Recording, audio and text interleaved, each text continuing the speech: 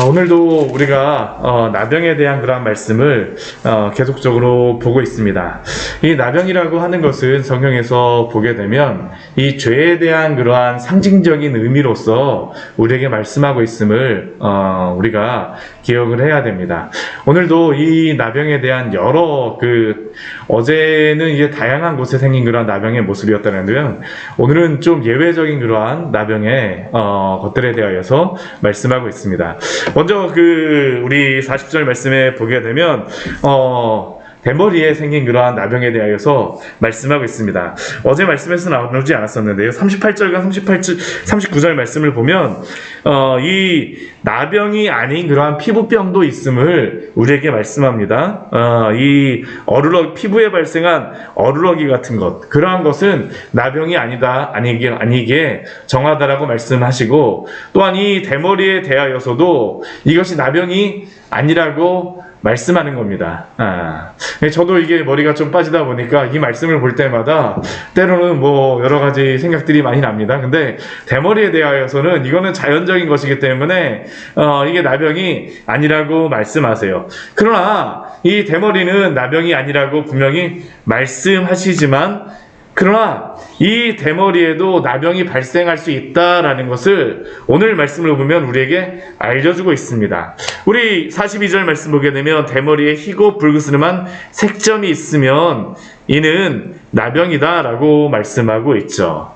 왜 이 대머리에 대한 것과 어루러기에 대한 것을 말씀하시겠습니까?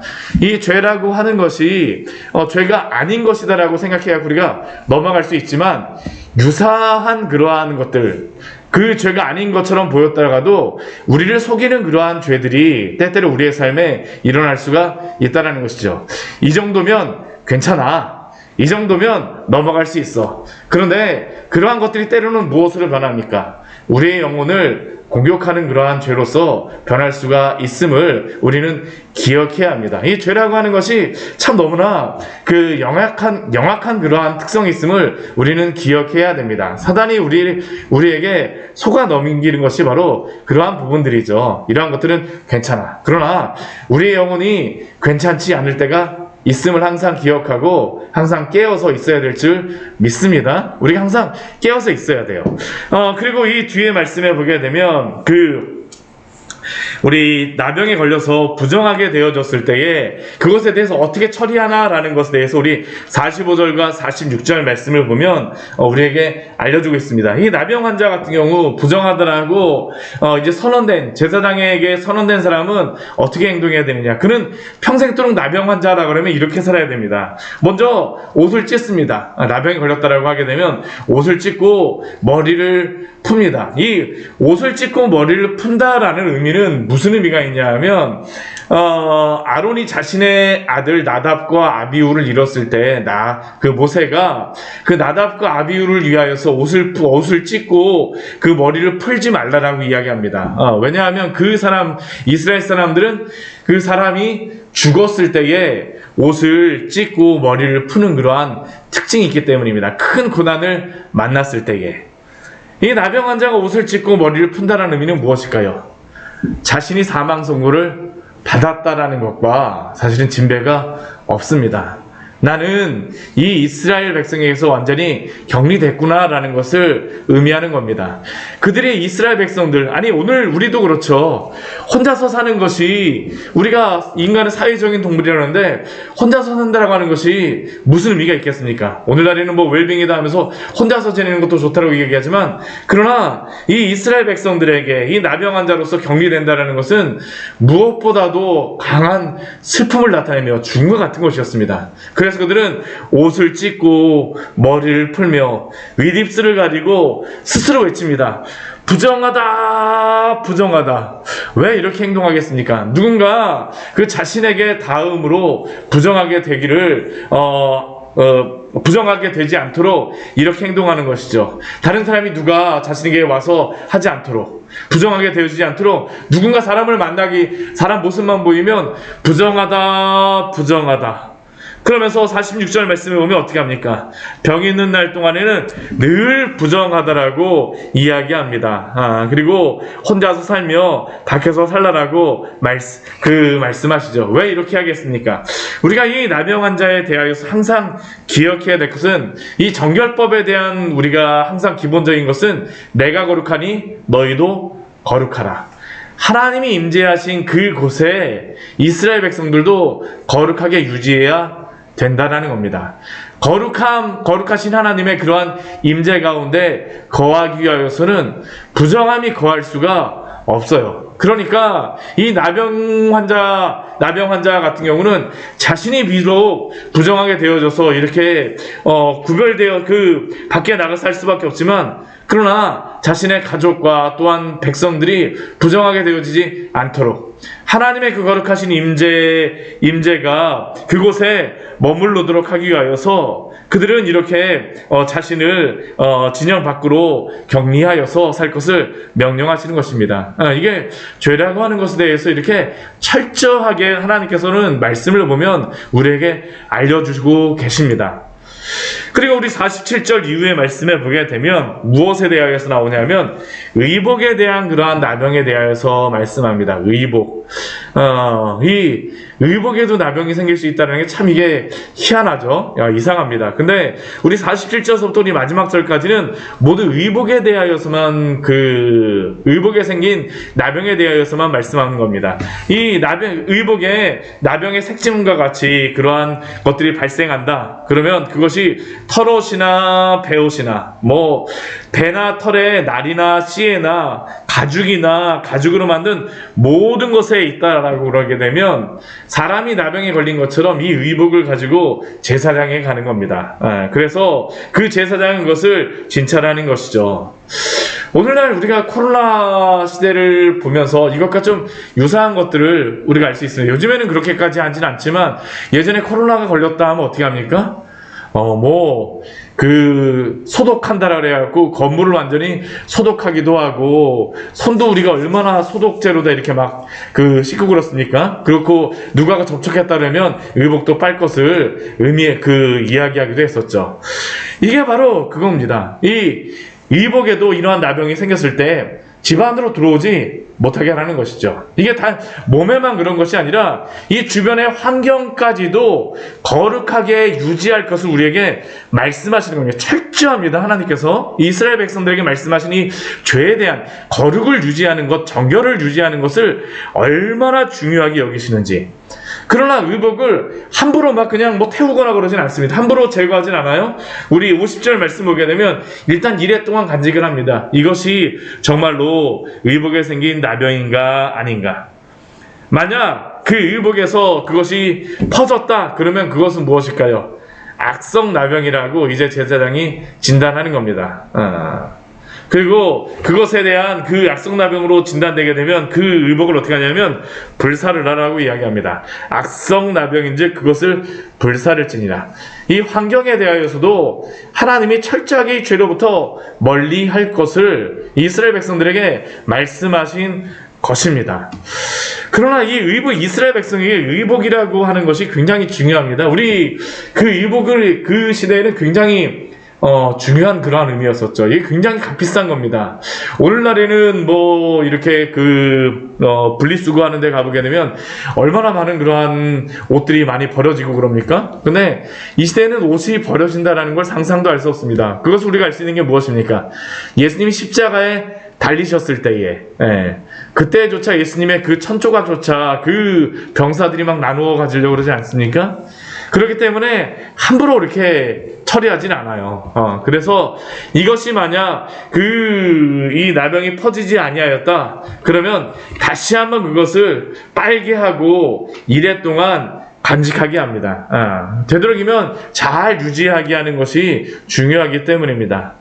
그런데 만약 그렇게 빨고 그랬음에도 불구하고 색점이 여전히 그 안에 있다, 사라지지 않고 엷어지지 않고 있다, 그러면 어떻게 하냐 하면 그것이 악성나병이라고 이야기합니다. 우리 55절 말씀 보게 되면 이렇게 말씀하죠. 우리 55절 말씀 같이 한번 읽어볼까요? 그 빤 곳을 볼지니 그 색점의 빛이 변하지 아니하고 그 색점이 퍼지지 아니하였으면 부정하니 너는 그것을 불사르라. 이는 거죽에 있든지 속에 있든지 악성 나병이니라. 왜 이렇게 말씀하시겠습니까? 이 죄라고 하는 것이 쉽게 제거가 되지 않는다는 겁니다. 빨아도 잘 제거가 되지 않아요. 이 습관적인 죄라던가 우리의 마음 깊숙이 있는 그런 원죄와 같은 그러한 죄들은 빤다 그래서 이게 쉽게 없어지는 것이 아닙니다. 그러니까 그러한 것들이 여전히 남아있게 되면 그러한 것들은 불사를 하고 이야기를 하죠. 그리고 우리 56절 말씀을 보게 되면 빤 후에 그 색점이 엷어졌으면 어떻게 하냐? 그러면 이것이 악성다병은 아니구나 라고 생각을 해갖고 우리 56절 뒤에 보게 되면 그 색점을 찢어버리라라고 이야기합니다. 옷을 찢어서 버리라고 이야기를 해요. 이렇게 찢어버리게 되면 어떻게 되겠습니까? 다시 기워야 되겠죠. 이 옷이 참 볼품없게 됨에도 불구하고 하나님께서는 그 가죽이라 할지라도 찢어버리라고 말씀하십니다. 이 죄에 대해서 얼마나 심각하게 하나님께서 처리하시는지 알려주시는 것입니다. 만약 그것이 다시 재발했다 그러면 그것은 악성다병이기 때문에 불사를 하라고 말씀하시고, 만약 그것이 다시 빨아갖고 괜찮아졌다 그러면 정하다라고 말하는 게 바로 이 의복에 대한 그러한 규례입니다. 이 오늘 말씀을 통해서 우리가 분명히 알 수 있는 것은 무엇입니까? 그것은 이 죄라고 하는 것이 하나님께서 그냥 함부로 그냥 넘어가도록 말씀하지 않는다라는 것이죠. 오늘날 우리에게도 적용한다라면 이 죄에 대해서 우리는 그냥 그럴 수도 있지, 내가 한번 이렇게 했으면 그냥 넘어갈 수도 있지라고 쉽게 넘어가는 그러한 생각을 할 수 있는데, 우리가 이 레위기 말씀을 보게 되면 하나님께서 그렇게 죄를 생각하지 않으십니다. 굉장히 심각하게 여기시고 그 죄에 대해서 철저하게 제거할 것을 요구하십니다. 특히 이 의복에 대해서까지, 의복 그 생긴 그러한 색점까지 잘라버리라고 이야기하고, 빨고 자르고 만약 못 쓰게 되면 다 불태워버리라고 말씀하시죠. 이것은 오늘날 우리에게도 우리의 삶의 영역에서 거룩을 유지할 것을 말씀하심을 우리는 기억해야 합니다. 예수님을 믿었다라고 하면서 거룩하게 되었다라고 하면서 여전히 죄 가운데 살려고 하면 안 됩니다. 이 죄와 같이 살려고 하는 것이 아니라 우리가 예수님을 믿었다라고 하는 것은 죄로부터 돌아서는 것입니다. 회개라고 하는 것이 그것이죠. 죄로부터 돌아서서 방향이 이제 나를 위하여 사는 것이 아닙니다. 주님을 위하여 살아가는 것, 그것은 날마다 죄를 죽이고 살아가는 것입니다. 이 레위기에서 말씀하시는 이 정결법에 대한 것은 우리가 보게 되면 거룩한 삶과 아주 연관이 많습니다. 이 거룩한 삶을 성화라고 이야기를 하죠. 성화의 그러한 방법에 중요한 것은 두 가지입니다. 첫 번째는 죄를 죽이는 것, 두 번째는 그리스도를 위하여서 살아가는 것. 바로 이 레위기에서 말씀하시는 것이 바로 그것입니다. 이 죄를 잘라내고 제거하고 이제는 누구를 위하여 살아갑니까? 그리스도를 위하여서 살아가라고 우리에게 말씀하십니다. 우리 마태복음 5장 16절 말씀을 보면 이러한 말씀이 있습니다. 우리 마태복음 말씀 우리 같이 한번 찾아보도록 할까요? 제가 대학생 때 이 말씀을 보고 저에게는 굉장한 충격의 그런 말씀이었습니다. 아니, 이런 말씀이 있었어? 그러고선 제가 대학교 때 이 말씀을 보면서 굉장히 충격을 받았던 그런 말씀인데, 별거 아닌 말씀이지만 저한테는 그때는 굉장한 큰 의미가 있는 그러한 말씀이었습니다. 오늘날도 그렇죠. 우리 마태복음 5장 16절 말씀 같이 읽도록 하겠습니다. 이같이 너희 빛이 사람 앞에 비치게 하여 그들로 너희 착한 행실을 보고 하늘에 계신 너희 아버지께 영광을 돌리게 하라. 우리 예수님께서 그냥 너만 착하게 살라라고 말씀하지 않습니다. 너희 빛이 사람 앞에 비치게 하여, 그리스도의 빛으로 인하여 변화된 그러한 사람은 사람 앞에 그 빛을 비치게 하라고 말씀하시죠. 그리스도를 따라서 살아가는 겁니다. 그리고 그러한 삶을 통해서 무엇까지 이어져야 됩니까? 우리의 착한 행실을 보고 하늘에 계신 너희 아버지께 영광을 돌리게 하라. 우리가 영광을 돌리는 게 아닙니다. 우리의 착한 행실을 보고 우리의 주변의 사람들로 하여금 하나님께 영광을 돌리게 할 때까지 거룩하게 살라라고 우리에게 말씀하십니다. 얼마나 이게 적극적인 그러한 거룩한 삶을 추구할 것인가를 우리에게 말씀하시는 것입니다. 또한 오늘 말씀을 통해서 우리가 또 기억해야 될 그러한 것이 무엇이겠습니까? 이제 우리는 더 이상 이 나병 환자와 같이 죄를 졌다 해서 격리해서 살아가진 않습니다. 그러나 격리해서 살아가지 않는 그러한 이유가 무엇일까요? 바로 예수 그리스도가 우리의 모든 죄를 다 담당하셨기 때문입니다.